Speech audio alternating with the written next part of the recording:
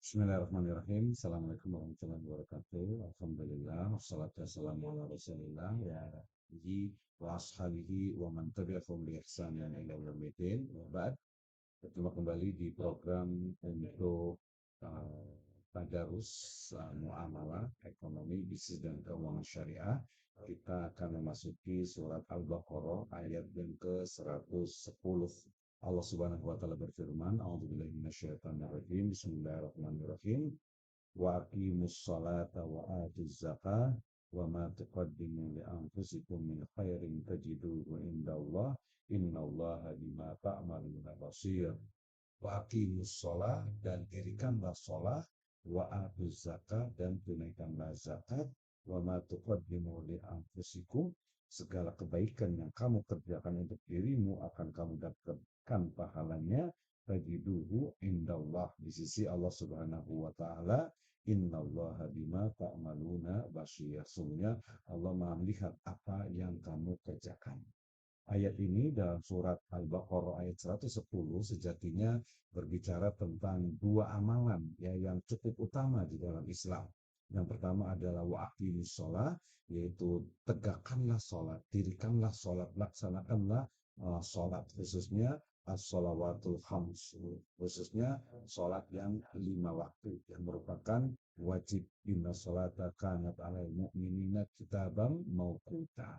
Kemudian yang berikutnya adalah wa'atuz zakat dan tunaikanlah zakat. Maknanya apa? Ayat ini memberikan pelajaran kepada kita bahwa selain kita diwajibkan untuk melaksanakan atau untuk mendirikan sholat, kita juga diperintahkan untuk menunaikan zakat. Khususnya zakat yang wajib, yaitu zakat fitr, kemudian zakat yang wajib ketika sudah terpenuhi nisab dan haulnya, yaitu zakat mal. Ya, baik itu pada pertanian ya ataupun juga pada emas dan perak ya, kemudian juga harta lainnya yang memang memiliki nilai setara dengan 83 atau 85 gram emas. Kemudian disebutkan di sini ya, wa ma tuqaddimu li anfusikum min khairin tajiduhu indallah. Sesungguhnya apa saja amalan gitu ya, kebaikan yang kita lakukan, yang kita laksanakan, yang kita kerjakan ya, itu untuk dirimu ya, maka itu akan mendapatkan pahala dari sisi Allah Subhanahu wa taala. Ya, wa ma tuqaddimu li anfusikum min khairin tajiduhu indallah. Artinya Allah Subhanahu wa taala akan memberikan ya pahala, akan memberikan ganjaran, akan memberikan pahala kepada setiap kita yang mengamalkan kebajikan. Tentu saja amal bajik di sini secara spesifik adalah yaitu menegakkan atau mendirikan sholat dengan menunaikan zakat. Ya, selain tentu saja amal kebajikan yang lainnya. Kemudian innallaha bima ta'maluna basir. Sesungguhnya Allah Subhanahu wa taala Maha melihat apa yang kalian kerjakan, apa yang kamu kerjakan, apa yang kita kerjakan. Maka hadirin yang berbahagia, ya, ayat dan surat Al-Baqarah ayat 110 ini memberikan kepada kita begitu banyak fawaid, ya, faidah atau manfaat. Yang pertama adalah diperintahkannya kita, ya, diwajibkannya kita untuk mendirikan sholat 5 waktu. Ya, jadi ayat ini memerintahkan kita untuk mendirikan, melaksanakan sholat 5 waktu yang merupakan perintah di sini al-amru lil wujud, ya, perintahnya menjadi wajib. Itu yang pertama. Yang kedua adalah wa'atuz zakah, juga perintah untuk menunaikan zakat, ya, menunaikan zakat baik itu zakat fitr ataupun zakat mal apabila sudah terpenuhi nisab dengan khaulnya.